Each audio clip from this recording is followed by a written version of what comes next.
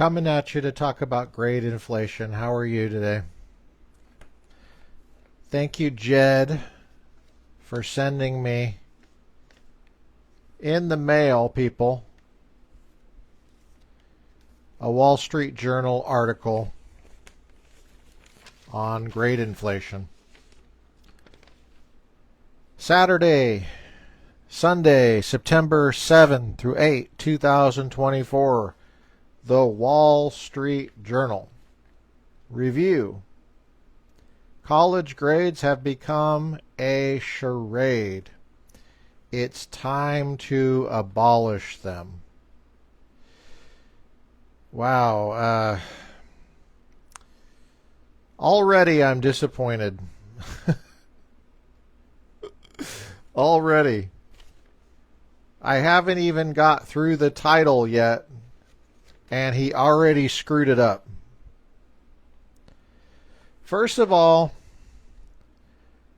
it's screwed up because it's so late. 2024. You're talking about grade inflation. Like this just grew out of the ground like a wildflower last week.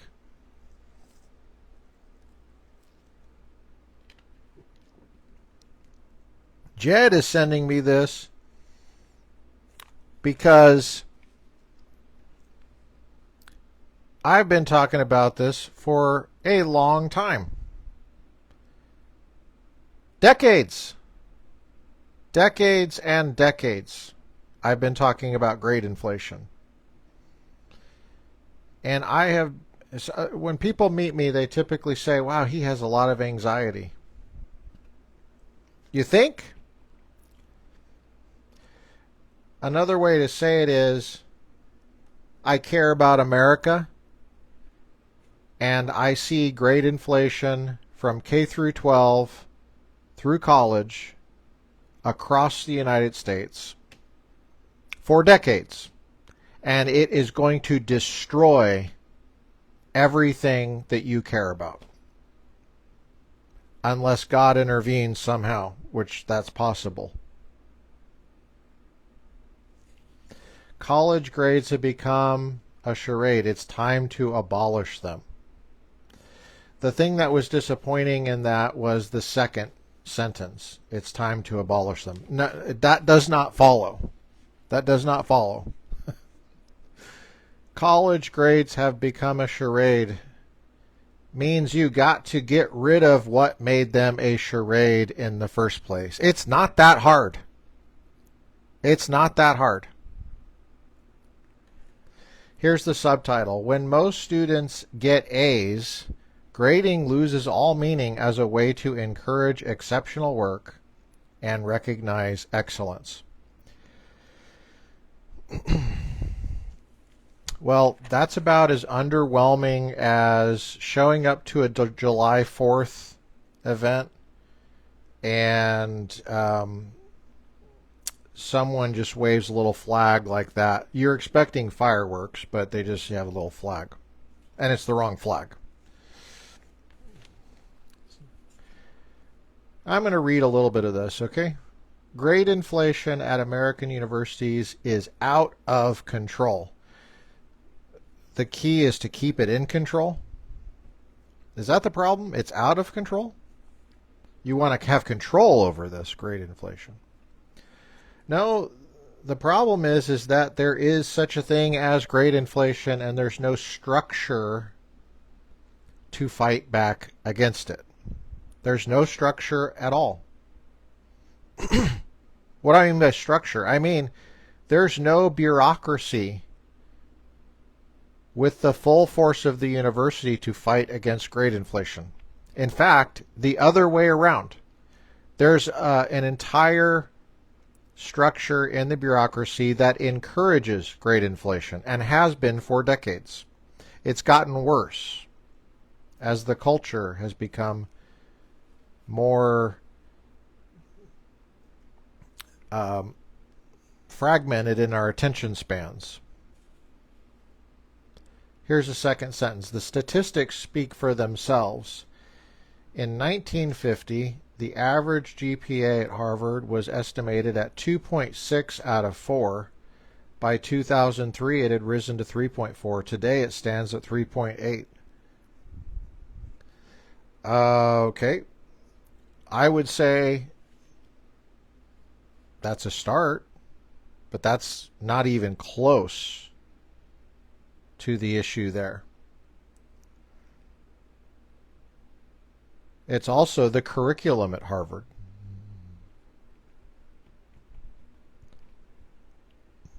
Let me just tell you about Cotton Mather. And I know you're like, oh, here he goes again about Cotton Mather at 1600s, 1700s, Harvard. Well, the Mathers helped found Harvard. And this is how it was when the Puritans were running it. And if I was a normal person, I would insert something to make you feel better. Now, they didn't have everything right, because, you know, people like to insert crap like that. I'm not going to say that, because if you don't know that, you're just stop listening to this, because you're not going to get anything out of this. You're too far gone. Cotton Mather had to pass an exam in metaphysics, logic, rhetoric, Greek, Latin, Hebrew, when he was 11 years old. He studied chemistry. Robert Boyle, perhaps you've heard of him. He studied astronomy. He studied arithmetic, geometry. He studied philosophy and theology, in case you didn't connect metaphysics with philosophy, which if you went to a normal college or university, why would you connect that? And that was in the late 1600s, when his father had been president of Harvard. It's gone downhill, man. It's gone downhill. So there's higher GPA and there's less rigorous coursework as well. It's not just that the GPA is higher, it's that the standards are lower for less rigorous work. It's both happening at the same time. A lot of people don't seem to get this. But if you spend any time in the classroom, you probably know what I'm talking about. It's your ability to bring challenging material into and appropriately use in a classroom where you expect the students to show up prepared. And if they're not prepared, there are consequences that are predictable and immediate. Not to say it's the end of your life. You can recover and you can learn from that experience. But that's missing to a large extent. I read something on Joe Lake's thing on this about elite, this Atlantic. It's there's like a cottage industry of people like being surprised at great inflation and having the wrong solution. But Joe Lake posted this Atlantic article, and it was about elite colleges and how these kids are showing up and they can't believe there's multiple books in one semester for one class. And the professors are puzzled by it. And the students they've never read a book. They don't even think that you should read a book ever, like an entire book, let alone multiple books for one class. And let me just add this. The current professors are noticing this and shocked by this. But how long will it be until these so-called students are professors themselves?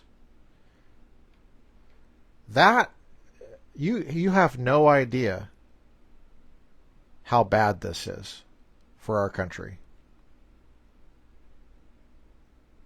This is a disaster.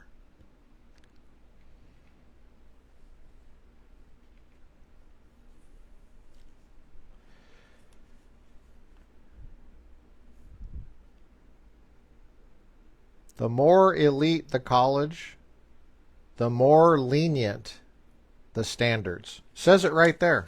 Wall Street Journal. There's some truth to that. In my experience, there have been times where at a community college I've been more free to hold students accountable than I was at so-called Christian universities.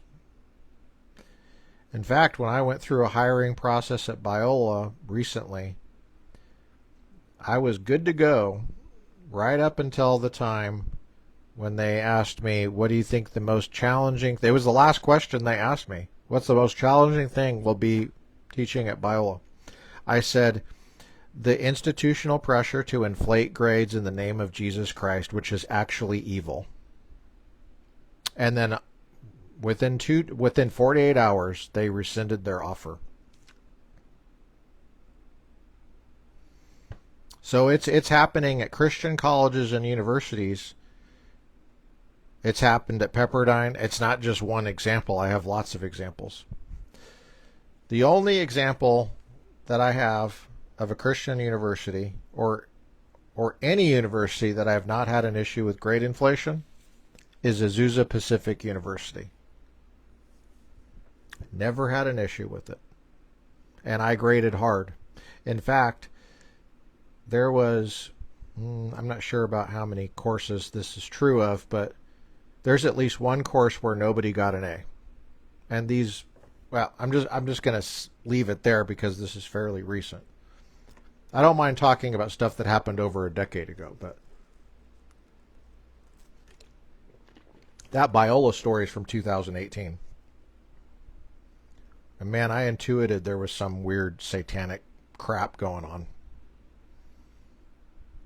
And I hate it when Christians hide behind holiness on this, because it is actually evil. I know that they don't mean it for evil, but it is used by, I'm certain it is used for evil by dark forces in our world. Because it encourages a low attention span for the student, a lack of accountability, a constant coming up with excuses, where you don't take responsibility for your failures. It's happening in churches. You think this doesn't spill out into the churches? You think that churches grow out of the ground like wildflowers? That's not how it works. People are shaped for years before they take on leadership roles at a church. I have personal experience of this, working with people that have virtually no attention span. Now, I'm not saying at my particular church that this is true of.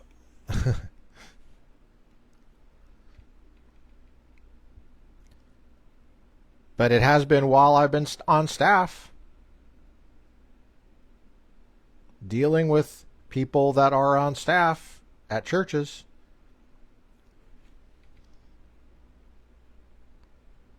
And they don't even read. They don't read emails. They can't pick up a calculator and take a number and divide it by 2. I mean, and there's constant excuses. It's exactly what's happening in the classrooms across America.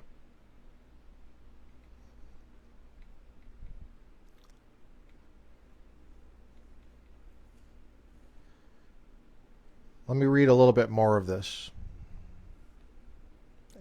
At Yale, for example,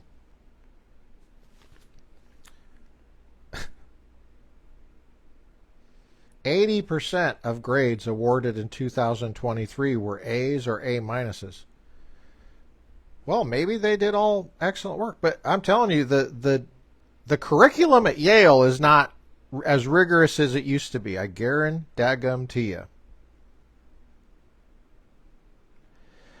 But the problem is also prevalent at less selective colleges. I'm sorry I keep laughing at this because I'm just like, every sentence of this is like swallowing glass. All across all four-year colleges in the U.S. And I know my voice sounds a little shrill right now. It's because I care about America, man. And this is a disaster. Across all four-year colleges in the U.S., the most commonly awarded grade is now an A. Oh my gosh. Some professors and departments, especially in STEM disciplines, have managed to uphold more stringent criteria. A few advanced courses attract such a self-selected cohort of students that virtually all of them deserve recognition for genuinely excellent work. That's an important addition. There is some rigorous work being done, and sometimes the students are very serious. That's true.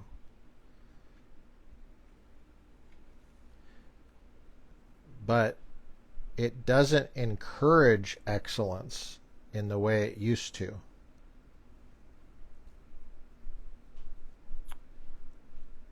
For the most part, the grading scheme at many institutions has effectively become useless, and A has stopped being a mark of special academic achievement.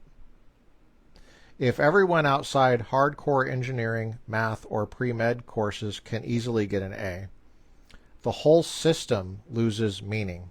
It fails to make distinctions between different levels of achievement or to motivate students to work hard on their academic pursuits.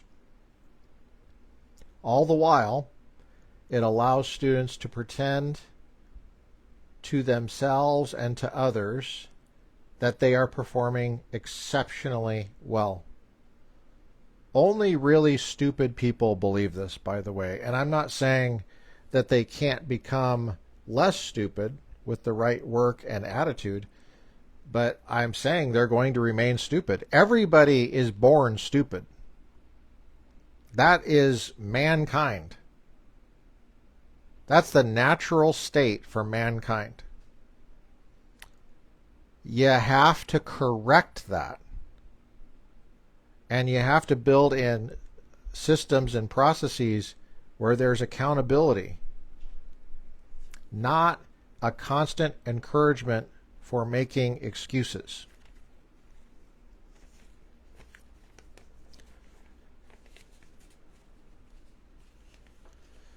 And by the way, I'm being nice right now.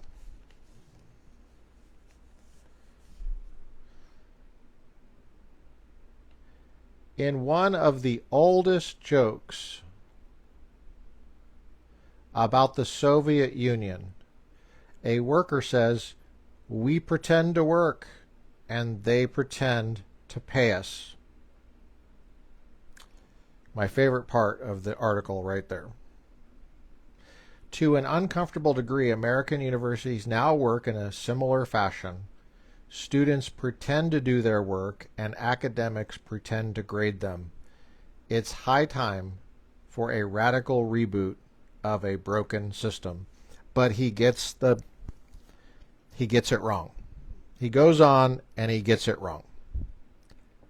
The problem is that the students evaluate professors, and that there's a bureaucratic element here, motivated in large part about avoiding lawsuits, that creates a culture of fear and lack of accountability, for not being prepared for class.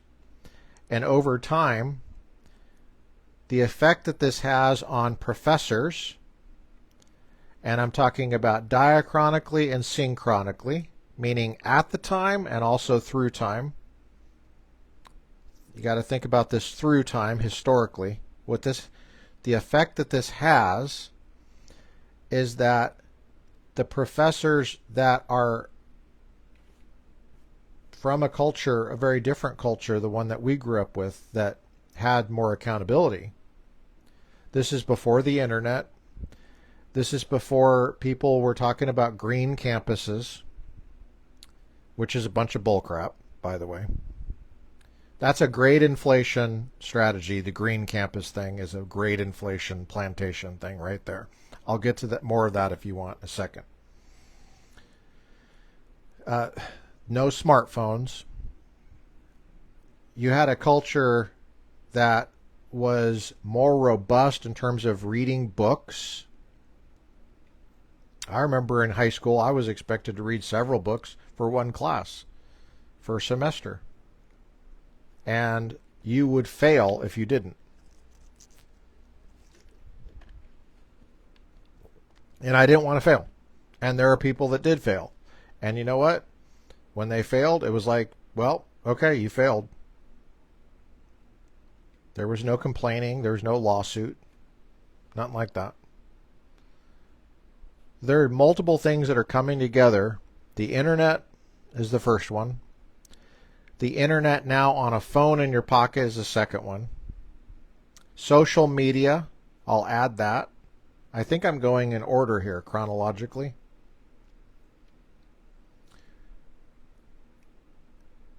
You can do a deep dive on any number of these things, the effect that these things are having. Then there's this climate change hysteria. It used to be called global warming. And because of the internet, there's now an excuse, because of the green stuff, to try to get people to use less paper. So guess what? They're putting books on computers, and eventually, I'll say at the first they were saying this is going to save the students money. That turned out to be a bunch of bullcrap. These books on computers rose in terms of cost far beyond the original textbooks on paper. And all that ended up happening was that paper textbooks rose in cost. Why? Oh, because we're trying to be green. And so we want to kind of punish anybody that buys a regular book. And, well, so all you have to do with a digital textbook is just to say slightly lower than the actual book, but you're still rising to prohibitively. I mean, these are like hundreds of dollars. It's ridiculous. But as soon as you put books on screens, then you're encouraging screens in the classroom. And in terms of the best way to fight against grade inflation, when I was really active, which is not that long ago, is to have quizzes, pop quizzes. I think he actually says pop quizzes are one of the tools that you can use here. Pop quizzes. Yeah.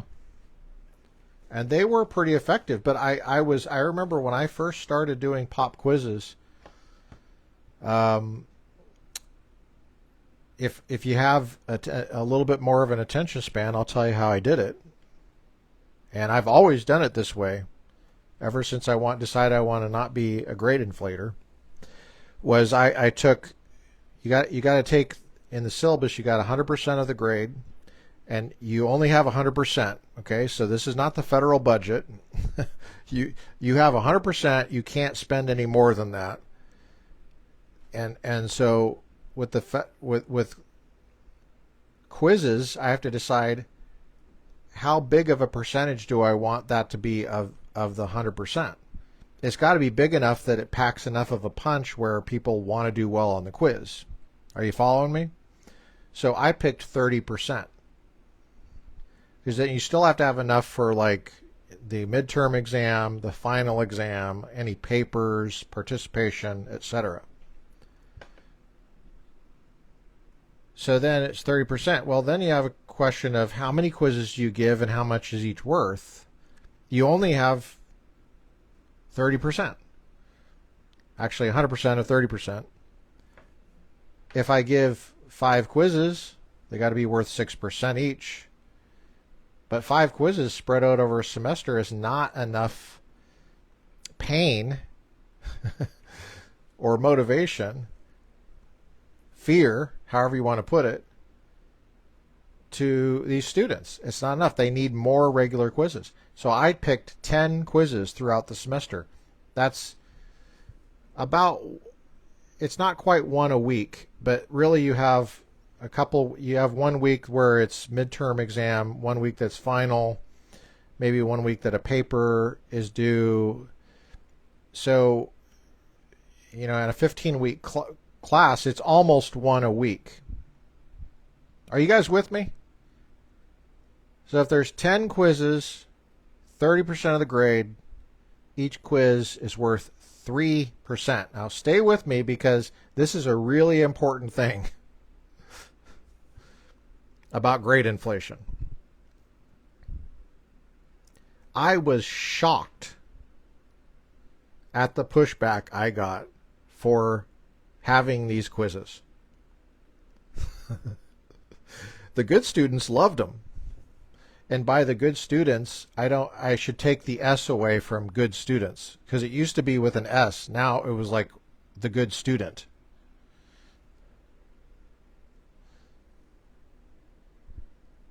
But they would be pop quizzes, and they'd be five minutes, maybe 10.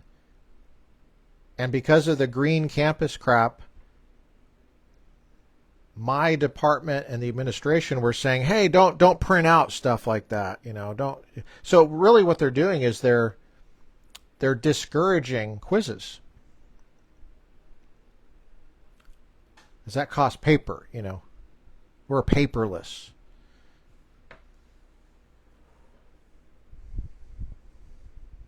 So what am I supposed to do? Do it online? So they open up their computer, and that is a disaster. Didn't think that one through, these guys. So what I would do is I'd bring a marker to class, and I would just write the quiz question on the board, and you'd have people getting out their notebook paper, and that's how they would do it. And they would turn in the quiz. And here were the grading for the quiz. You can get one of 4 grades: a 0, a 1 out of 3, a 2 out of 3, or a 3 out of 3. What's the breakdown on that? A 0 is an F, a 1 out of 3 is an F, a 2 out of 3 is a D, a 3 out of 3 is an A. Those are the grades on the quiz. And they're so easy. They're about major topics we discussed, major topics in the reading. It takes me a second to look, and I give you a check mark for a full. If you have anything wrong with it, it's at least a 2. If you have mostly wrong, it's a 1. If you have entirely wrong or you didn't even turn in, 0. And then this is averaged over 30%. And I got called in to the office at Loyola Marymount University. And I remember the guy's name. I liked the guy.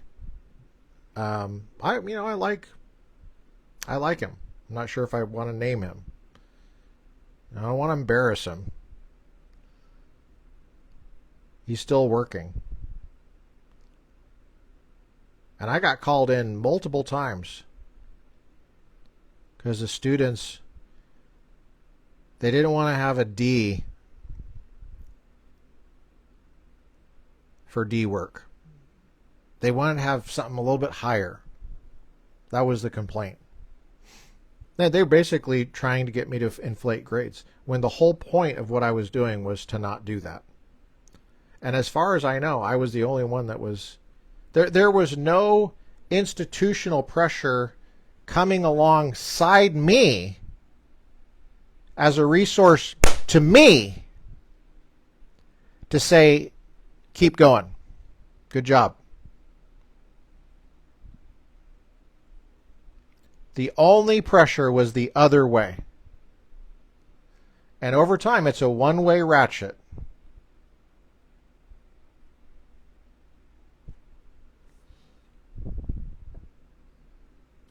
And over time, students pay less and less attention. They do less and less reading. They're challenged less and less. They cannot critically examine their own biases. They feel totally comfortable walking around a campus which has entirely Democratic Party paraphernalia everywhere, and they don't see anything that might be possibly problematic with that learning experience. 190 courses I've taught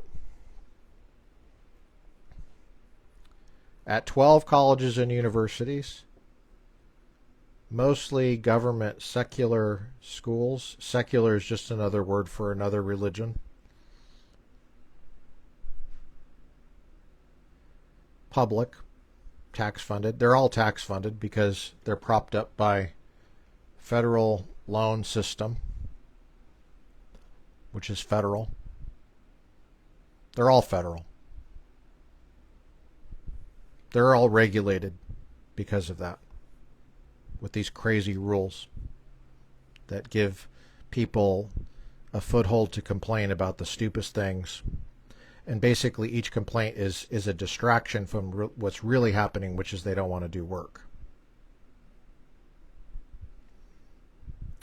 And at 12 colleges and universities, 190 courses, over 20 years, I have not seen a single Republican sticker or anything anywhere on campus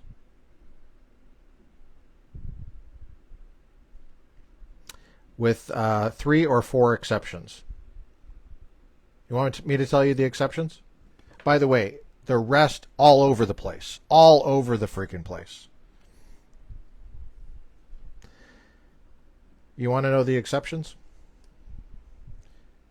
Biola University and Darren Guerra's, I probably shouldn't say his name, but political science professor, I saw a Reagan Bush sticker.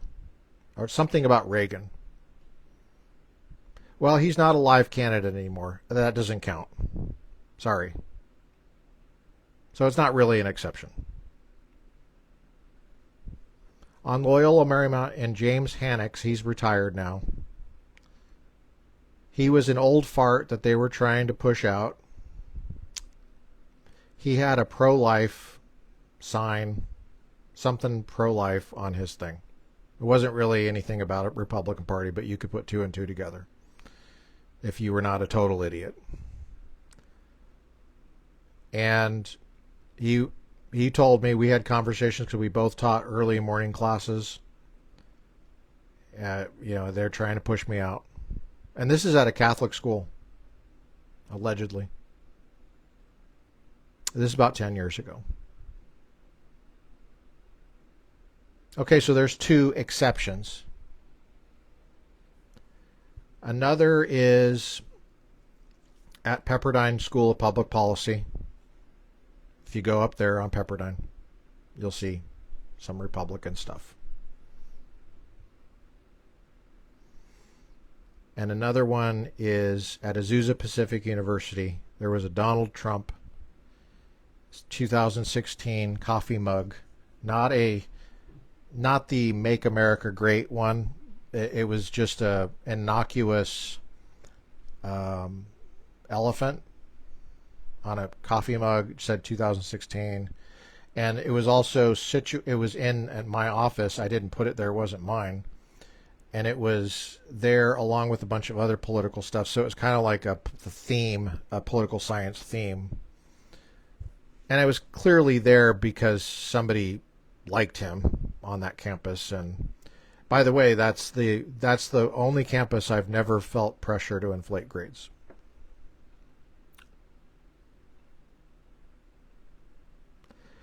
So based on my experience, which is extensive, and it's representative. 5 community colleges, 2 huge Cal States, 5 so-called Christian schools, private schools, religious schools. I'd say that's a pretty representative sample, if there ever was one, at least for SoCal. There's a correlation with one political party and grade inflation. Grade inflation is correlated with excuse making, a tiny attention span. Yes, the laziness is there, but it's mainly activism. And there's a certain kind of activism that doesn't feel lazy, but it is. It's hard to explain because when you're presented with it, there's a lot of energy to it, so it doesn't feel lazy. But the energy is going in the wrong direction. It's going against studying. It's not going toward accountability and studying. And I know what it's like to feel accountability and feel like you want to do a really good job and study hard. I spent a lot of time in the woodshed. I have 7 degrees, and I was not grade inflated for most of them. One of them I almost failed out of. Well, that was not counted in the 7 degrees. That was Chinese. I mean, if I hadn't got my act together, I would have. I would have failed because I wasn't trying hard enough. Once I started trying hard enough, I succeeded. I had to be scared of my teachers. I had to be scared of the consequences in the process, and I had to have excuses ripped away from me. And I'm not an excuse person typically anyway, so it wasn't really a temptation for me. But I would say probably the most lenient grading was at Loyola Marymount University for my 3rd master's degree. And I feel like there was a lot of, well, this has already gone on too long, I'm sure. So why is this guy wrong here? It's time to abolish grades. No, that makes no sense. You have to have a system in place where students feel rewarded for doing hard things, for accomplishing hard things, for digging in and putting in the effort and expanding your attention span. It's like stretching. When you're stretching before or after a run, you're making your muscles longer. That's what you're doing. Can you touch your knees can you touch your toes without bending your knees? If you can't, your hamstrings are not long enough. You have to extend them. It's painful. You have to keep going until you succeed. And that's what it's like with attention span. If you don't stretch your attention span, you're going to have that tightness like you do in your hamstring, and you can't touch your toes. You won't be able to reach new heights with your mind and understanding reality if you don't, with a discipline, expand your attention span. And that's what universities were supposed to do. So this is my final comment. This guy is lost. He's lost because he gets the cause wrong. The cause is the sinfulness of the human heart. All have sinned and fallen short of the glory of God. No one is righteous, no, not one. Who even knows what I'm quoting? It used to be that people would know that. People would know exactly what I'm quoting.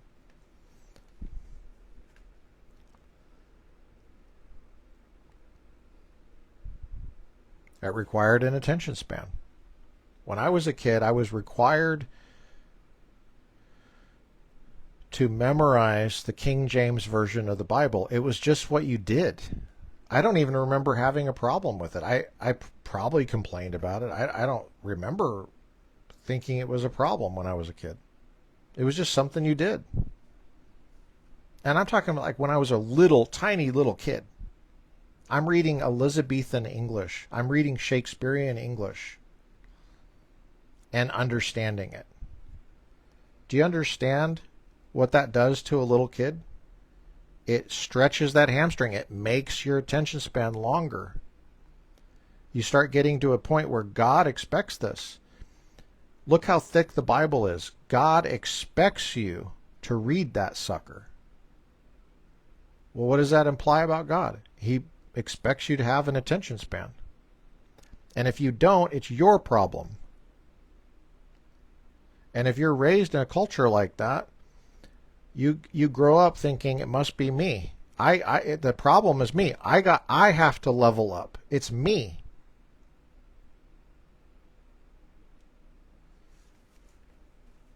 Well, these Democrat kids are not coming to college like that. I'm not saying that everybody's a Democrat. I'm just saying that there's a Democrat in each of us. I have a Democrat in me.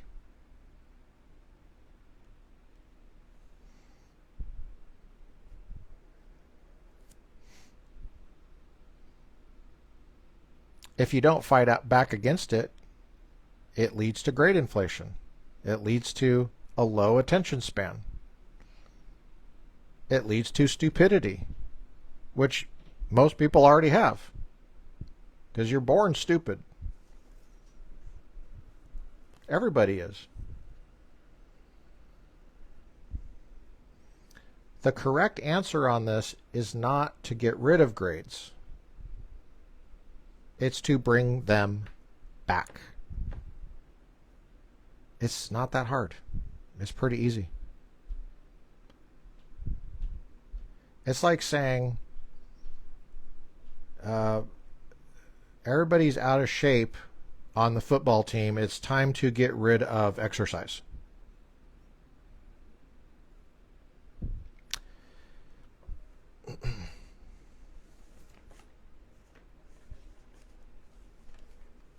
I told you I was being nice. I think I want to add this. I'm going to read the first paragraph again. Grade inflation at American universities is out of control. The statistics speak for themselves. In 1950, the average GPA at Harvard was estimated at a 2.6 out of 4. By 2003, it had risen to 3.4. Today, it stands at 3.8. What it should have said is this. At Harvard University, which systematically discriminates against Republican faculty, there's only 3 there. Arthur Brooks, and I think there's 2 others. Brett Kavanaugh used to teach there as an adjunct. Now he's on the Supreme Court. Harvey Mansfield, I think, is retired, so I'm not going to count him. But Harvey Mansfield was the only one in the political science department, and there was 50 faculty member in the political science department. Why is that correlation not front and center? It's not front and center because people don't make it front and center. Why would they not want to make it front and center? It's because of the bias. You want to hide that kind of stuff.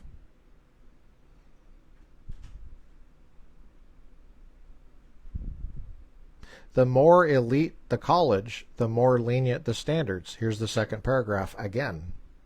At Yale, for example, no, rewrite that sentence.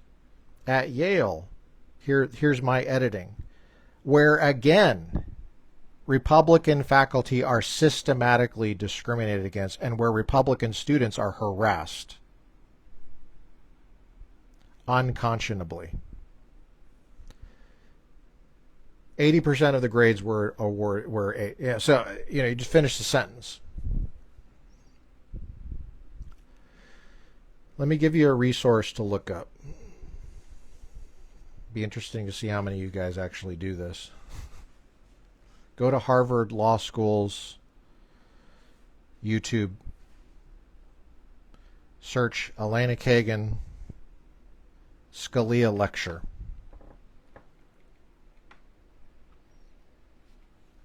Okay, Harvard Law School on YouTube, Elena Kagan Scalia lecture.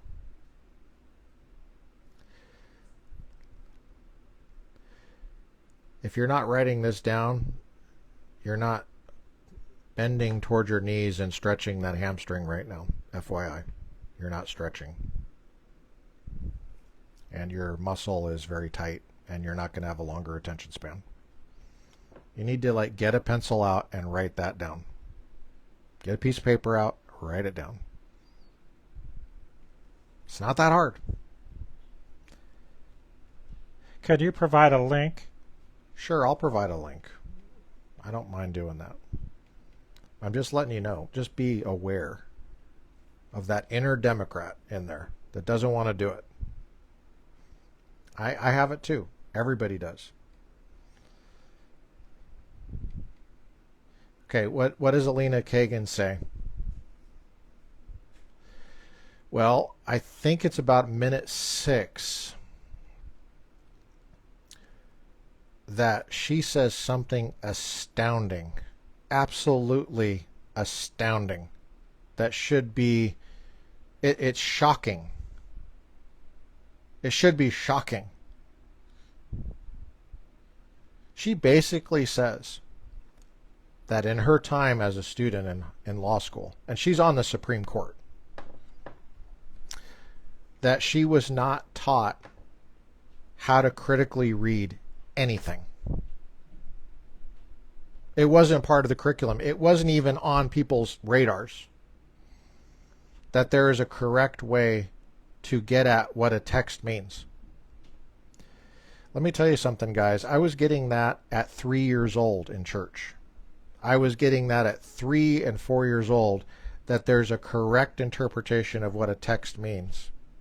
And it's not what I want it to say.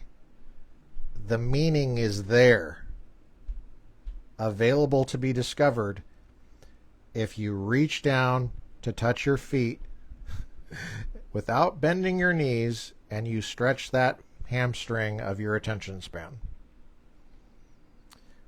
This lady's on the Supreme Court and she's saying this.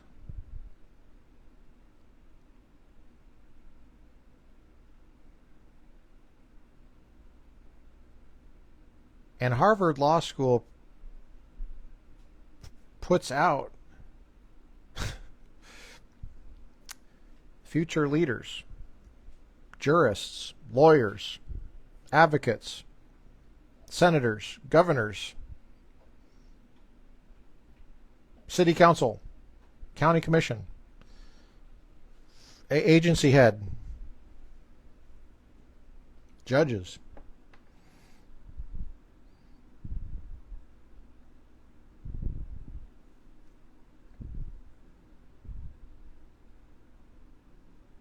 And you know what she says? She says that Scalia, one person, changed all that. Scalia. Harvard, appointed by Reagan to the Supreme Court, Republican. And she's saying it in a context that systematically discriminates against Republicans. And she's up there saying, we Democrats, she's not saying it this way, but I'm listening carefully and I know the stats. She's saying that a Republican fixed our huge cluster F.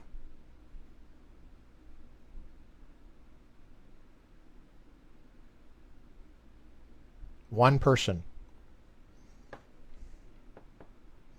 That's the impact you can have. It's just one person saying what's obvious, that you need to pay attention to a daggum text. That means you have to have an attention span. You need to grab some common sense and nurture it like it's a plant in a nursery. And, you know, the fact that Elena Kagan has to get up there as a Supreme Court justice at Harvard Law School and say that is astounding. It's astounding. It's not common knowledge. But it's also understandable why it wouldn't be common knowledge. Why would it be?